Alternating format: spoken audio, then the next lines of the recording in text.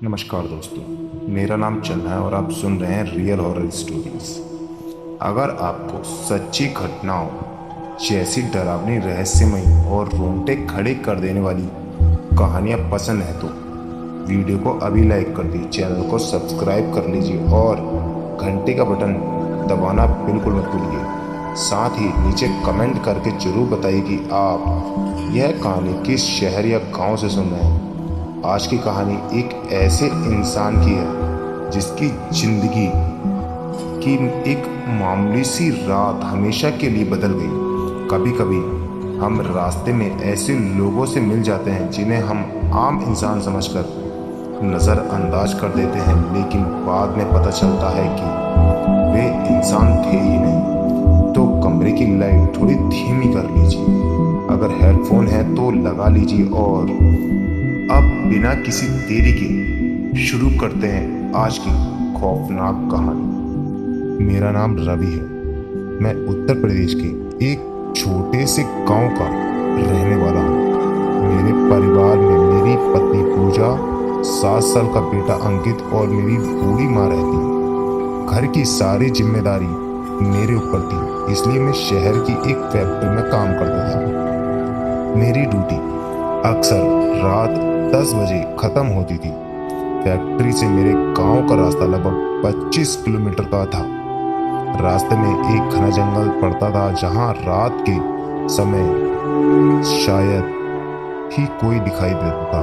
गांव के लोग उस सड़क के बारे में अजीब अजीब बातें करते थे। कोई कहता था रात में वहां किसी को लिफ्ट मत देना। कोई कहता था अगर कोई बिना आवाज किए सड़क किनारे खड़ा मिले तो उसकी तरफ देखना भी मत। मैं इन बातों पर कभी विश्वास नहीं करता था। मुझे लगता था कि यह सब लोगों की बनाई हुई अफवाहें, लेकिन मुझे क्या पता था कि एक रात मेरी यही सोच मेरी जिंदगी की सबसे बड़ी भूल बनने वाली थी। उस रात फैक्ट्री में काम कुछ ज्यादा ही था। जब मैंने मोबाइल देखा तो रात के 1:12 हो चुके थे। मैंने जल्दी जल्दी बाइक स्टार्ट की और गांव की तरफ निकल पड़ा। शहर की रोशनी पीछे छूट गई। अब सड़क के दोनों तरफ सिर्फ घना जंगल था। हवा इतनी ठंडी थी कि जून के महीने में भी शरीर कांपने लगा। दूर दूर तक कोई गाड़ी नहीं थी, सिर्फ मेरी बाइक की हेडलाइट अंधेरे को चीर रही थी। करीब 10 मिनट बाद मेरी नजर सड़क के किनारे खड़े एक आदमी पर पड़ी। वह बिल्कुल सीधा खड़ा था, सफेद पुरानी सी शर्ट, काली पैंट और सिर थोड़ा झुका हुआ। उसने हाथ उठाकर मुझे रुकने का इशारा किया। मैंने पहले सोचा कि निकल जाऊं, लेकिन फिर मन में आया कि इतनी रात को कोई मुसीबत में होगा। मैंने बाइक उसके पास रोक दी। कहाँ जाना है, मैंने पूछा। उसने धीरे से सिर उठाया। उसका चेहरा हेडलाइट की रोशनी में साफ नहीं दिख रहा था। बस इतना बोला, आगे जहां तुम जा रहे हो। उसकी आवाज बहुत धीमी थी, जैसे कई दिनों से उसने किसी से बात ना की हो। मैंने कहा बैठ जाओ। वह बिना कुछ बोले पीछे बैठ गया। जैसे ही बैठा मेरी बाइक एकदम भारी हो गई। ऐसा लगा जैसे पीछे एक आदमी नहीं 4-5 लोग बैठ गए। मैंने एक्सीलेटर घुमाया, लेकिन बाइक मुश्किल से आगे बढ़ रही थी। मैंने सोचा शायद मेरा वहम होगा। कुछ देर बाद अचानक मेरी नज़र रियर व्यू मिरर पर गई और जो मैंने देखा उसे देखकर मेरे हाथ कांप गए। बाइक के पीछे आदमी बैठा था, लेकिन सड़क पर उसकी कोई परछाई नहीं थी। फिर भी सड़क पर सिर्फ मेरी और बाइक की परछाई थी, उसकी नहीं। मैंने डरकर दोबारा शीशे में देखा। इस बार वह आदमी मेरी तरफ देख रहा था। उसके होठों पर एक अजीब सी मुस्कान थी और उसकी आंखें इतनी काली थी कि उनमें सफेदी का एक कतरा भी नहीं था। उसी पल उसने मेरे कान में बिल्कुल पास झुककर फुसफुसाया, शीशे में मत देखो, सामने देखो। मेरे पूरे शरीर में बर्फ जैसी ठंड दौड़ गई। मैंने कांपते हुए सामने देखा। और लगभग 50 मीटर दूर सड़क के बीचों बीच कोई दूसरी चीज हमारा इंतजार कर रही थी। मेरी नजर जैसे ही सड़क पर पड़ी, मेरे हाथ से बाइक का हैंडल लगभग छूट गया। सड़क के ठीक बीचों बीच एक औरत खड़ी थी। उसके लंबे काले बाल जमीन तक लटक रहे थे। उसने लाल रंग की एक फटी हुई साड़ी पहन रखी थी। उसका चेहरा पूरी तरह बालों से ढका हुआ था। मैंने तुरंत ब्रेक लगाने की कोशिश की, लेकिन ब्रेक काम ही नहीं कर रहे थे। बाइक तेजी से उसी की तरफ बढ़ रही थी। मैंने घबरा कर आंखें बंद करी, लेकिन तभी मेरे पीछे बैठे आदमी ने पहली बार जोर से कहा, रुकना मत, चाहे कुछ भी दिखाई दे। उसकी आवाज इतनी भारी थी कि मेरा सीना कांप उठा। मैंने हिम्मत करके एक्सीलेटर पूरा घुमा दिया। बाइक सीधे उस औरत की तरफ गई और अगले ही पल वह औरत धुएं की तरह गायब हो गई। मैंने राहत की सांस ली ही थी कि अचानक मेरी बाइक अपने आप बंद हो गई। चारों तरफ ऐसा सन्नाटा था कि अपनी सांसों की आवाज भी सुनाई दे रही थी। मैंने कई बार सेल्फ लगाया, लेकिन इंजन स्टार्ट नहीं हुआ। तभी जंगल के अंदर से पायल की आवाज आने लगी, छन छन। आवाज धीरे धीरे मेरी तरफ बढ़ रही थी। मैंने कांपते हुए पीछे मुड़कर देखा। जहां कुछ सेकंड पहले वहां आदमी बैठा था, वहां अब कोई नहीं था। सीट खाली थी, लेकिन सीट पर मिट्टी जमी हुई थी और उस मिट्टी पर किसी के हाथ की 5 उंगलियों के ताजा निशान बने हुए थे, जैसे कोई अभी अभी वहां से उठा हो। मेरी सांसें तेज हो गई। उसी समय मेरे मोबाइल की घंटी बज उठी। स्क्रीन पर कोई नंबर नहीं था, सिर्फ लिखा था, मत उठाना। मैंने घबरा कर मोबाइल हाथ में लिया, लेकिन बिना छुए ही कॉल अपने आप रिसीव हो गई। दूसरी तरफ से कुछ सेकंड तक सिर्फ सांस लेने की आवाज आती रही। फिर एक टूटी हुई बेहद डरावनी आवाज सुनाई दी, वह तुम्हारे पीछे से उतर चुका है, अब पीछे मुड़कर मत देखना। और उसी क्षण मेरी गर्दन के ठीक पीछे किसी की बर्फ जैसी ठंडी सांस महसूस हुई। उस बर्फ जैसी ठंडी सांस ने मेरे पूरे शरीर को जकड़ लिया। मुझे लगा जैसे मेरी रीढ़ की हड्डी में कोई सुई धीरे धीरे चुभा रहा हो। मोबाइल अभी भी मेरे हाथ में था और कॉल चालू थी। दूसरी तरफ से वही भारी सांसें सुनाई दे रही थी। मैं हिम्मत करके भी हिल नहीं पा रहा था। तभी पीछे से बहुत धीमी आवाज आई, अब तुम अकेले नहीं हो। मैंने अपनी आंखें बंद कर ली, लेकिन दिमाग में एक ही बात घूम रही थी कि अगर मैं पीछे मुड़ा तो शायद मेरी जिंदगी वहीं खत्म हो जाएगी। लेकिन डर इंसान से कुछ भी करवा देता है। मैंने धीरे धीरे कांपते हुए अपना सिर थोड़ा थोड़ा पीछे घुमाया और जो देखा उसने मुझे अंदर तक तोड़ दिया। मेरी बाइक की सीट पर कोई नहीं था, लेकिन मेरी परछाई के बिल्कुल पीछे एक काली आकृति हवा में लटकी हुई थी। उसका चेहरा अब भी साफ नहीं था, लेकिन इस बार उसकी आंखें दिख रही थी और वो आंखें बिल्कुल मेरी जैसी लग रही थी। मैं चिल्लाने ही वाला था कि अचानक बाइक अपने आप स्टार्ट हो गई। हेडलाइट फिर से जल उठी, लेकिन इस बार सड़क बदल चुकी थी। जो रास्ता मैं रोज जाता था वह अब एक अनजान टूटी हुई सड़क बन चुका था। दोनों तरफ सूखे पेड़ थे, जैसे किसी ने पूरी जिंदगी वहीं से छीन ली। और सबसे डरावनी बात, मेरे स्पीड मीटर पर बाइक 0 पर खड़ी थी, लेकिन मैं तेजी से आगे बढ़ रहा था। तभी मेरे सामने दूर एक बोर्ड दिखाई दिया जिस पर लिखा था, यह रास्ता बंद है, 2019 से आगे कोई नहीं गया। मेरे दिमाग ने काम करना बंद कर दिया और उसी पल मेरे पीछे से वही आवाज फिर आई, लेकिन इस बार और पास से, अब समझे तुम कहाँ जा रहे हो। वो तुम्हारा घर नहीं है। मैंने किसी तरह आंखें झपकाईं और देखा कि सड़क के किनारे अब पेड़ नहीं थे, बल्कि लोग खड़े थे, बहुत सारे लोग। सबके चेहरे धुंधले और सब मुझे ही देख रहे थे।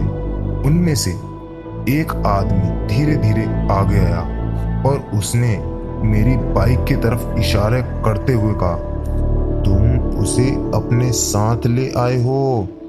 उसी पल मेरी बाइक एकदम से रुक गई और मेरा शरीर बर्फ जैसा ठंडा पड़ गया, क्योंकि अब मुझे समझ आ गया था पीछे बैठा वह आदमी वह यात्री नहीं था। मैं वहीं सड़क के बीचों बीच खड़ा था, या शायद बाइक अपने आप रुक चुकी थी।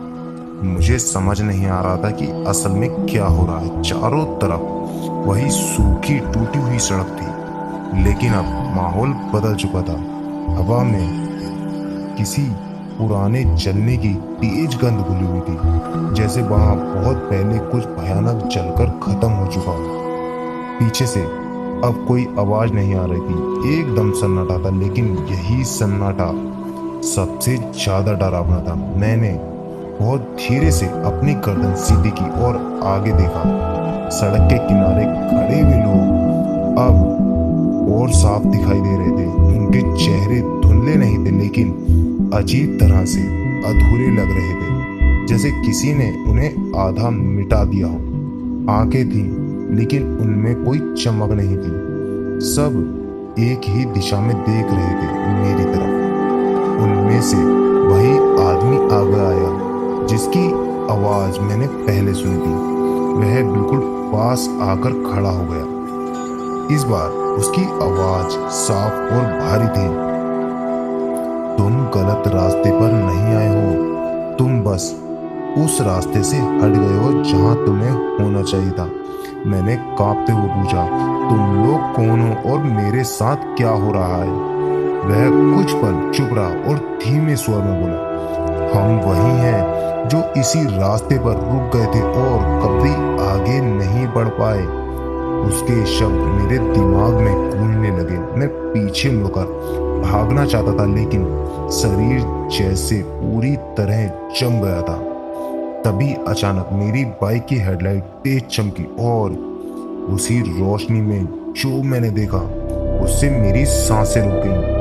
पीछे वाली सीट अब खाली नहीं थी, वहां वही आदमी बैठा था, लेकिन इस बार उसका चेहरा बिल्कुल साफ था और वो चेहरा मेरा ही था।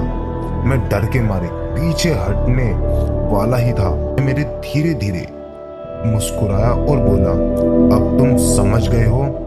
तुम मुझे लिफ्ट नहीं दे रहे थे, मैं तुम्हें यहाँ तक पहुँचा रहा था।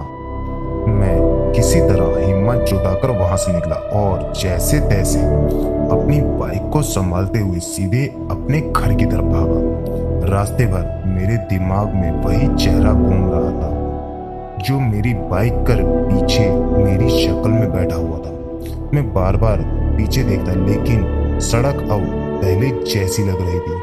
फिर भी अंदर एक अजीब डर बना हुआ था, जैसे कुछ अब भी मेरे साथ चल रहा हो। आखिरकार मैं घर पहुंचा। दरवाजा खोलते ही मेरी पत्नी पूजा दौड़कर आई।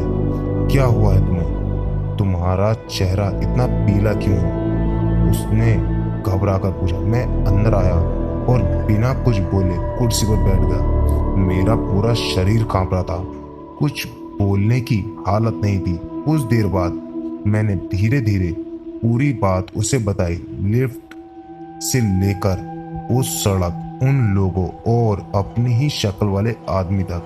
पूजा की आंखें हर शब्द के साथ बड़ी होती जा रही थी। जब मैंने कहा कि वह आदमी मेरी ही तरह दिखता था, तो वह एकदम खड़ी हो गई। ये सब सपना तो नहीं था? उसने घबरा कर पूछा। मैंने सिर हिलाया, नहीं, सब सच था। तभी मेरी माँ, जो कमरे के बाहर सब सुन रही थी, अंदर से आई। उनका चेहरा एकदम गंभीर हो गया। वह कुछ देर चुप रही, फिर धीमी आवाज में बोली, इस तरह की बात सिर्फ एक ही इंसान समझ सकता। मैंने पूछा, कौन? माँ ने बहुत गंभीर होकर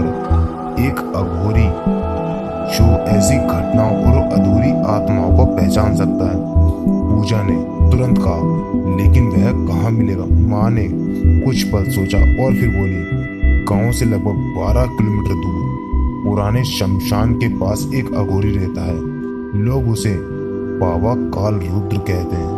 यह नाम सुनकर मेरे शरीर में फिर से सिरहन दौड़ गई। माँ आगे बोली, वही बता सकता है कि तुम्हारे साथ सड़क पर असल में क्या हुआ है, और वो आदमी कौन था जो तुम्हारी शक्ल में तुम्हारे साथ था। मैंने एक पल भी देर नहीं की। मैंने मन में तय कर ली कि अगर इस डर की सच्चाई जाननी है तो उसी अघोरी के पास जाना होगा, बाबा काल रुद्र के पास। अगले ही दिन सुबह होने से पहले ही मैं, पूजा और माँ बताए रास्ते की तरफ निकल पड़े। गांव से बाहर निकलते ही सड़क फिर से सुनसान हो गई। करीब 12 किलोमीटर बाद हमें एक पुराना शमशान दिखाई दिया। उसके ठीक किनारे एक टूटी फूटी कुटिया थी, जहां धुएं की हल्की गंध हवा में घुली हुई थी। दरवाजे पर पहुंचते ही मुझे ऐसा लगा जैसे कोई अंदर से हमें देख रहा हो। मैंने कांपते हुए आवाज दी, बाबा। कुछ सेकंड बाद अंदर से भारी खुरदरी आवाज आई, अंदर आ जाओ। हम जैसे ही अंदर गए, एक अघोरी सामने बैठा था। जटा बिखरी हुई, शरीर पर भस्म और आंखों में ऐसी गहराई की देखकर ही शरीर ठंडा पड़ जाए।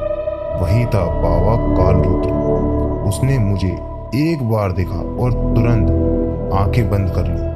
तू वहां से बचकर आया है, ये ही बड़ी बात है, उसने धीमे स्वर में कहा। मैंने कांपते हुए पूरी फिर से बात बताई। लिफ्ट वाला आदमी, बिना परछाई की औरत, बाइक का भारी होना और मेरा ही चेहरा। बाबा कुछ देर चुप रहा, फिर उसने सामने आग में कुछ राख डाली और बोला, तू जिस आत्मा को लिफ्ट देकर आया वो कोई साधारण भटकती आत्मा नहीं है। मैंने घबराकर पूछा, तो फिर वो क्या था? बाबा ने मेरी तरफ देखते हुए कहा, वो तेरी मृत्यु का प्रतिबिंब था। मैं चौंक गया। बाबा ने समझाया, जब किसी इंसान की मौत बहुत पास आ जाती है तो उसकी आत्मा का एक डुप्लीकेट बन जाता है, जो उसे उसी रास्ते पर ले जाता है जहां उसकी मौत लिखी होती है। तो जिस आदमी को अपनी शक्ल में देख रहा था वो तू ही था, जो उस रात मरने वाला था। मेरे पैर कांपने लगे। और वह औरत? मैंने डरते हुए पूछा।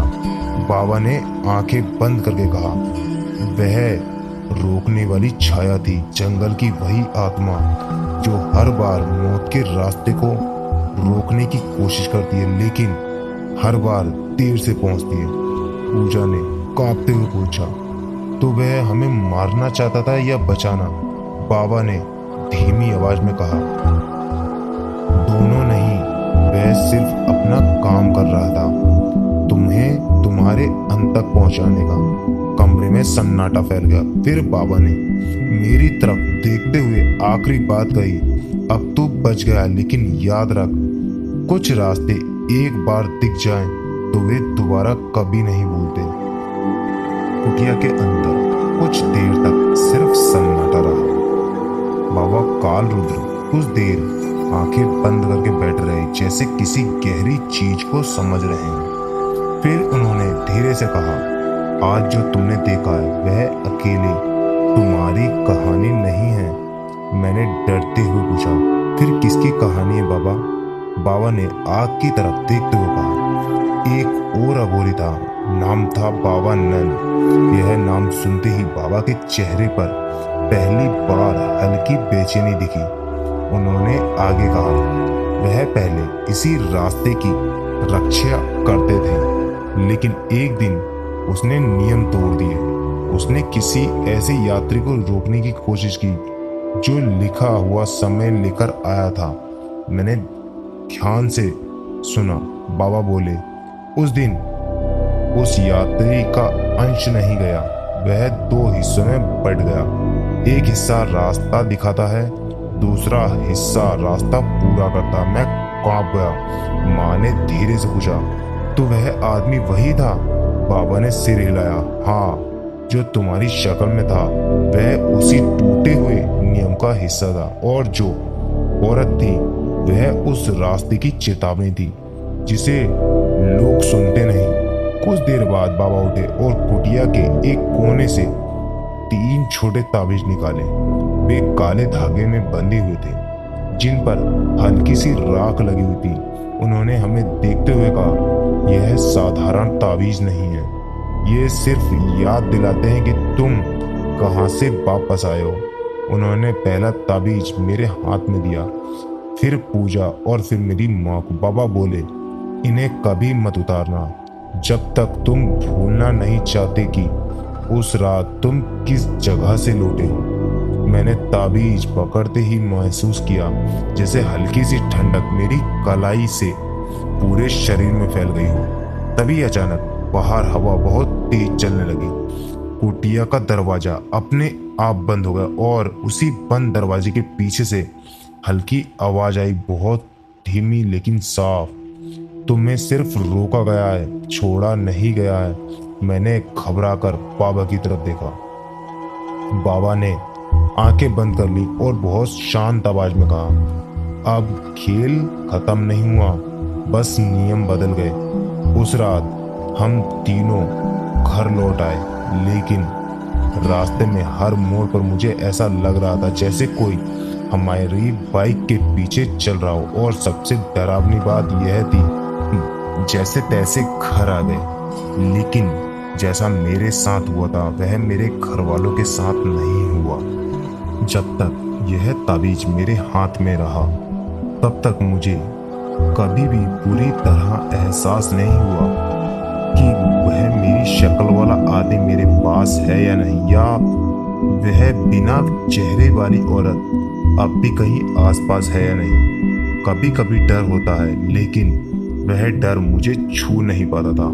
ऐसा लगता था जैसे कोई अदृश्य दीवार मेरे और उस अंधेरी दुनिया के बीच खड़ी हो गई हो। लेकिन मैं यह समझ चुका हूँ कि यह सुरक्षा हमेशा के लिए नहीं है।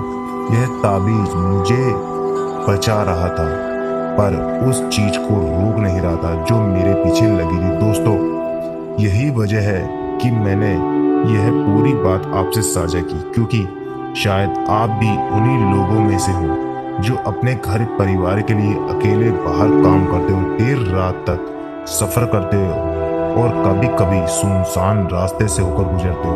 और उस समय हमें लगता है कि हम अकेले हैं, लेकिन सच शायद हमेशा इतना आसान नहीं होता। इस कहानी का मकसद आपको डराना नहीं है, बल्कि बस इतना याद दिलाना है कि हर सफर सिर्फ मंजिल तक नहीं ले जाता।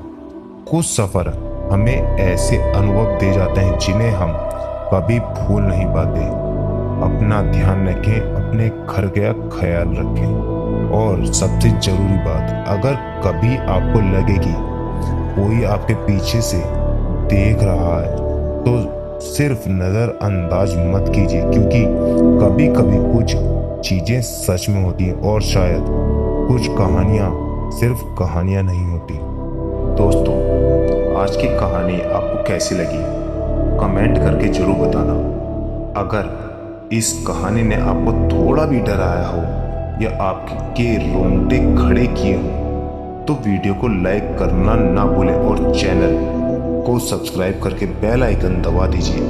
आपका प्यार और सपोर्ट ही हमें और भी ज़्यादा डरावनी और खौफनाक कहानियाँ बनाने की ताकत देता है। मिलते हैं अगली कहानी में एक नई और भी ज़्यादा डरावनी और रहस्यमयी कहानी के साथ।